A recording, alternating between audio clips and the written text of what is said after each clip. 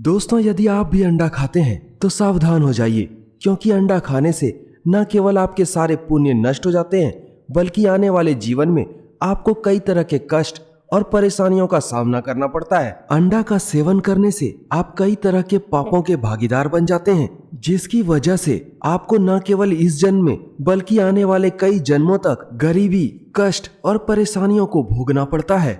हमारे शास्त्रों और पुराणों में भी बताया गया है कि अंडा का सेवन करने से हमारे सारे पुण्य कार्य नष्ट हो जाते हैं और हम पाप के भागीदार बनते हैं। दोस्तों, आज के इस वीडियो में हम कथा के माध्यम से आपको बताएंगे कि अंडा खाने से हम कौन से पाप के भागीदार बनते हैं। तो इस कथा को ध्यान से सुनिए और खुद ही फैसला कीजिए कि अंडा खाना आपके लिए सही है या गलत। बहुत समय पहले की बात है। राजा विक्रमसेन अपनी सभा में भोजन कर रहे थे। उनके राजगुरु और कई मंत्री भी उस सभा में उपस्थित थे।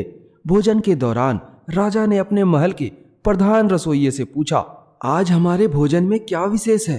तब रसोइये ने जवाब दिया, महाराज, आज हमने राजसी थाली में एक विदेशी व्यंजन भी रखा है। यह एक विशेष प्रकार का अंडा है जो शक्ति और ऊर्जा बढ़ाने के लिए जाना जाता है। राजा ने अंडे को देखा, फिर उसे चखा और कहा, यह तो बहुत स्वादिष्ट है, इसमें क्या बुराई हो सकती है? लेकिन जैसे ही राजा ने पहला निवाला लिया, महल में एक अजीब सी हलचल मच गई। अचानक राजगुरु अपने आसन से उठ गए और बोले, हे महाराज, आपने बहुत बड़ा अपराध कर दिया है। आपने एक जीव की, अजन्मी आत्मा का भक्षण किया है। यह अधर्म है। राजगुरु की बातें सुनकर महल में सभी लोग आश्चर्यचकित हो जाते हैं। राजा भी अचंभित होकर पूछते हैं, हे राजगुरु, यह तो सिर्फ भोजन है और बाकी भोजन की तरह मैंने इसे खाया है, इसमें क्या बड़ा पाप है? इस पर राजगुरु ने जवाब दिया, हे राजन, अंडा खाना सबसे बड़ा अधर्म है और आपने आज यह अधर्म करके अपना सारा पुण्य नष्ट कर लिया है। राजगुरु की बातें सुनकर विक्रमसेन के दरबार में सन्नाटा छा गया। तब राजा ने पूछा, हे मुनिवर, ऐसा क्यों कहा जाता है कि अंडा खाना पाप है? क्या यह सच में धर्म के विरुद्ध है? तब राजगुरु ने गंभीर होकर कहा, हे राजन, यह कोई साधारण प्रश्न नहीं है। यह प्रश्न स्वयं भगवान विष्णु से जुड़ा हुआ है। आओ, मैं तुम्हें एक कथा सुनाता हूँ। बहुत समय पहले पृथ्वी पर एक नगर था जिसका नाम विजयनगर था। वहाँ के लोग बहुत धार्मिक थे, लेकिन धीरे धीरे उनमें भोग विलास की प्रवृत्ति बढ़ने लगी। मांस, मदिरा और अंडे का सेवन आम हो गया। लोग भूल गए यह संसार भगवान का है और हमें उन्हीं के नियमों का पालन करना चाहिए। इस नगर में एक ब्राह्मण रहा करता था जिसका नाम सुदर्शन था। वह ब्राह्मण बड़ा ही धार्मिक प्रवृत्ति का था। हर रोज ब्रह्म मुहूर्त में उठता, नित्य कार्यों से निवृत्त होकर पवित्र नदी में स्नान करता और इसके बाद विधिवत तरीके से भगवान विष्णु की पूजा आराधना किया करता था। परंतु धीरे धीरे वह भी बुरी संगत में पड़ गया। बुरी संगत के कारण वह भी अंडा और मांस का सेवन करने लगा। धीरे धीरे उसका मन पूजा पाठ से भी हटने लगा। एक दिन वह अपने घर के आंगन में बैठा बड़े मजे से अंडा खा रहा था। तभी अचानक आकाश में एक तेज प्रकाश हुआ। देखते ही देखते भगवान विष्णु अपने शंख, चक्र, गदा और पद्म धारण किए हुए प्रकट हुए। उनके चेहरे पर गंभीर क्रोध था। सुदर्शन उनको देखकर हड़बड़ा गया और उसने झट से अंडे की थाली हटा दी। तब भगवान विष्णु ने गरजते हुए कहा, हे सुदर्शन, तुमने अपने पूर्वजों के धर्म का त्याग कर दिया है और अधर्म के मार्ग पर चल पड़े हो। क्या तुम जानते हो कि अंडा खाने से कौन सा पाप लगता है? भगवान की ऐसी बातें सुनकर सुदर्शन कांप उठा और बोला, हे प्रभु, कृपया मुझे क्षमा करें, मैं अज्ञानी था। कृपया करके मुझे बताइए कि अंडा खाना क्यों पाप है? तब भगवान विष्णु बोले, अंडा मांसाहार का ही एक रूप है। यह अपवित्र और जीव हत्या से उत्पन्न होता है। इसे खाने से मन में तामसिक प्रवृत्तियां बढ़ती हैं जो तुम्हें अधर्म की ओर ले जाती हैं। सुदर्शन ने हाथ जोड़कर पूछा, प्रभु, क्या शास्त्रों में भी अंडा खाने की मनाही है?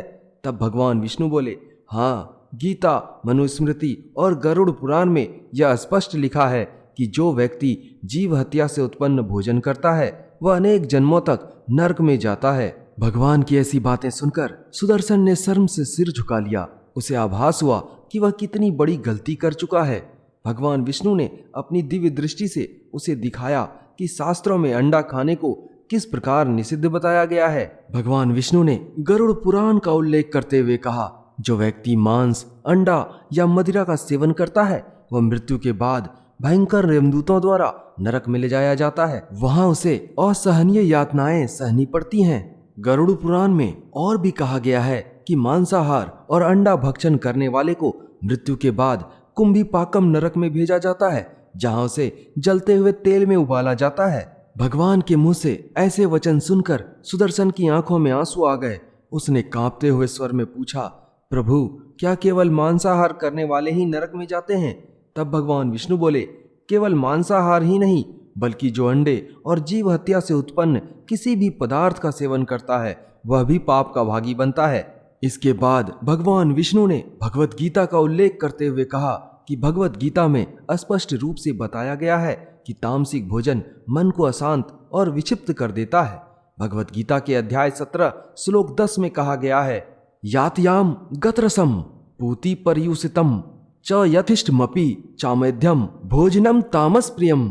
अर्थात जो भोजन बासी, सड़ा गला, अंडे और मांस से बना हो वह तामसिक होता है और तामसिक भोजन करने वाले का मन अशांत होता है। दोस्तों, यदि कथा पसंद आ रही है तो वीडियो को तुरंत लाइक कर दीजिए और कमेंट में श्री हरि लिखकर अपना आभार प्रकट कीजिए।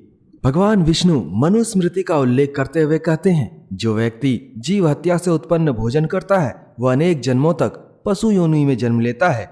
भगवान विष्णु ने आगे कहा कि अंडा भी एक प्रकार का जीव ही है। जब कोई व्यक्ति अंडा खाता है तो वह अनजाने में एक नए जीवन को समाप्त कर देता है, इसीलिए शास्त्रों में इसे निषेध बताया गया है। सुदर्शन अब तक समझ चुका था कि अंडा खाना पाप क्यों माना जाता है, लेकिन उसने एक और प्रश्न किया, हे प्रभु, क्या अंडा खाने से शरीर और मन पर भी कोई प्रभाव पड़ता है? तब भगवान बोले, हाँ, अंडा खाने से न केवल पाप बढ़ता है बल्कि यह व्यक्ति की सोच, मानसिकता और स्वास्थ्य को भी प्रभावित करता है। अंडे में तामसिक ऊर्जा होती है जिससे क्रोध, हिंसा और अधैर्य बढ़ता है। तामसिक भोजन करने से सात्विकता नष्ट हो जाती है जिससे व्यक्ति का ध्यान पूजा पाठ में नहीं लगता। आयुर्वेद के अनुसार अंडा एक भारी और तामसिक आहार है जो लोगों में अपच और पेट से जुड़ी गड़बड़ी पैदा करता है। लंबे समय तक ऐसा आहार लेने से शरीर की ऊर्जा का संतुलन बिगड़ सकता है जिससे मानसिक अशांति, थकान और तनाव जैसी समस्याएं उत्पन्न हो सकती हैं।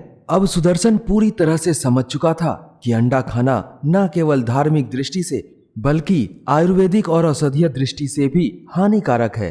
उसने तुरंत भगवान विष्णु से क्षमा मांगी और कहा, हे प्रभु, मैं अब से अंडा नहीं खाऊंगा और ना ही किसी प्रकार का मांसाहार का सेवन करूंगा और अपने नगर में भी इसके सेवन को रोकने का प्रयास करूंगा।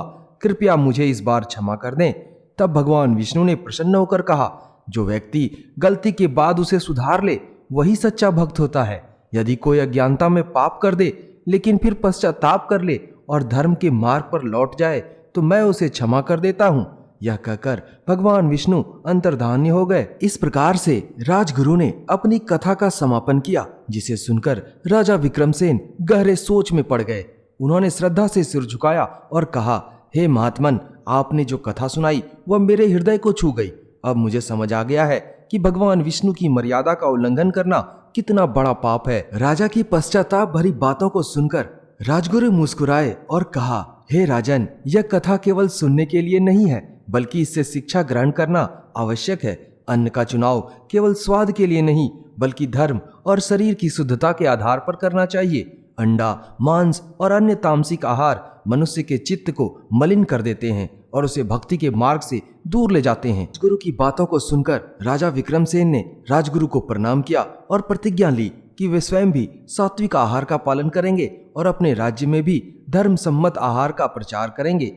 तब राजगुरु ने उन्हें आशीर्वाद दिया और कहा, हे राजन, जो इस कथा को सुनेगा, समझेगा और जीवन में धारण करेगा वह भगवान विष्णु की कृपा प्राप्त करेगा और मोक्ष के मार्ग पर अग्रसर होगा। यही भगवान विष्णु की मर्यादा है। जो धर्म का पालन करेगा वही उनकी कृपा का अधिकारी होगा।